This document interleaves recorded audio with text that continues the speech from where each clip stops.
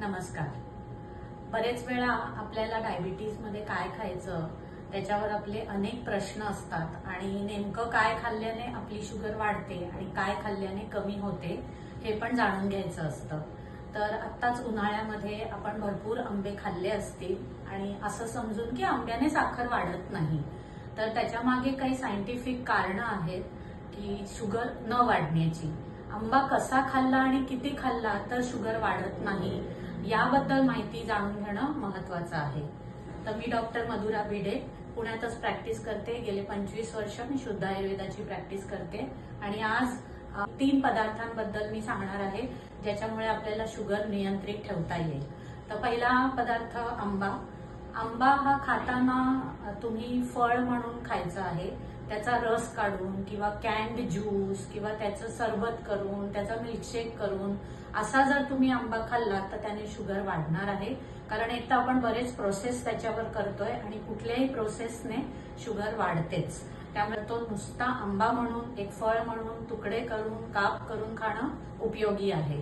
याचप्रमाणे जर आंबा खात असाल तुम्ही तर तो जेवताना खात असाल तर मात्र तुम्हाला बाकीचे कार्बोहायड्रेट्स म्हणजे पोळी म्हणा, भाकरी म्हणा, भात म्हणा तर हे पदार्थ तुम्हाला तुमच्या आहारातनं त्यावेळेस कमी करायला हवेत, तरच तुमची शुगर वाढणार नाही.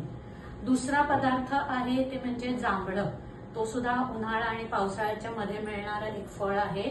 तर या फळाबाबतीत सुद्धा खूप प्रकारचे मिसअंडरस्टँडिंग आपल्याला दिसून येतात की भरपूर जांभळं खाल्ली तर आपली शुगर कमी होते. तर असं काही नाहीये.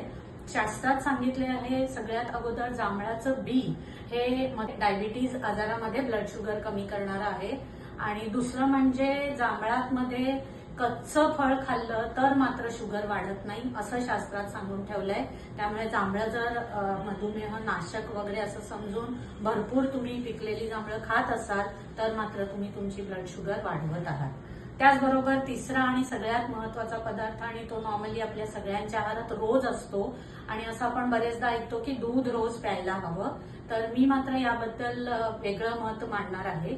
दूध आपल्याला आज जे मिळतं ते एक प्रकारचं हॉर्मोन इंड्युस्ड दूध आपल्याला मिळत असतं आणि स्वतः दुधामध्ये बरेच हॉर्मोन्स आहेत आणि डायबिटीज नामक आजारामध्ये किंवा पीसीओडी मध्ये किंवा वजन कमी करायचं असेल, थायरॉइडच्या आजारामध्ये किंवा कुठल्याही हॉर्मोनल डिसऑर्डर मध्ये आपल्याला दूध बंद करणं खूप गरजेचं आहे. प्रमाणात पीत राहिलो, खात राहिलो याचे पदार्थ करून आपल्या शरीरातलं जे इन्शुलिन रेझिस्टन्स आहे ते आणखीन वाढत जाणार आहे आणि ब्लड शुगर कमी होणार नाहीये.